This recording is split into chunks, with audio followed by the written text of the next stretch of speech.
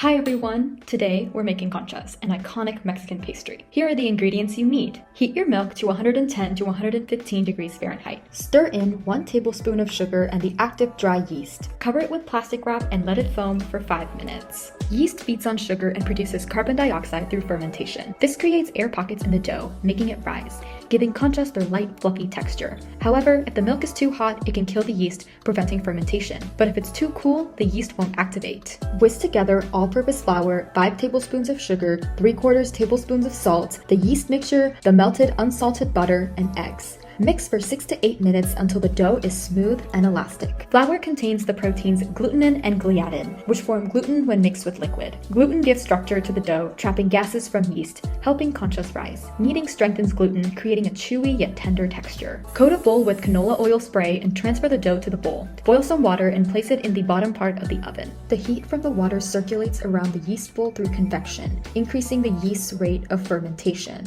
Cover with saran wrap and let it rise in the oven for 2 hours until it doubles in size. During this resting period, the yeast continues fermenting, releasing carbon dioxide and causing the dough to expand. The longer the rise, the better the flavor and texture. These are the ingredients for the toppings. Beat together all-purpose flour, powdered sugar, and unsalted butter in a bowl with a handheld mixer until it's light and fluffy. Divide the mixture into 2 small bowls for 2 toppings. Divide the conchas dough into 6 equal pieces and roll them into balls. For the white vanilla topping, add vanilla extract and beat until combined. Divide the dough into 3 equal-shaped balls. For the brown chocolate topping, add cocoa powder and repeat the same steps as the vanilla topping. Lightly flatten each topping ball between 2 sheets of plastic wrap. Remove the rolled out topping from the plastic wrap and drape it onto the risen conchas dough. Lightly pat it down to secure it onto the dough. Cover with a paper towel and let it rise again for 1.5 hours. The second rise allows the dough to develop a lighter texture by expanding more and preventing the conchas from becoming too dense. Preheat your oven to 350 degrees Fahrenheit. While the oven is preheating, use a paring knife to create patterns. Classic shell designs or any pattern you like. We're making cross patterns and straight patterns. Bake the conchas for 20 to 25 minutes until golden brown. While baking, conduction occurs when the baking sheet transfers heat from the oven directly to the bottom of the conchas, helping them cook evenly from below. Conduction also allows the outer parts of the conchas to heat the inner parts through direct contact. In the conventional oven we are using, radiation is used through waves of heat from the bottom and top of the oven, going around the conchas to heat it on all sides. Once baked, let the conchas cool on a wire rack for 10 minutes before enjoying.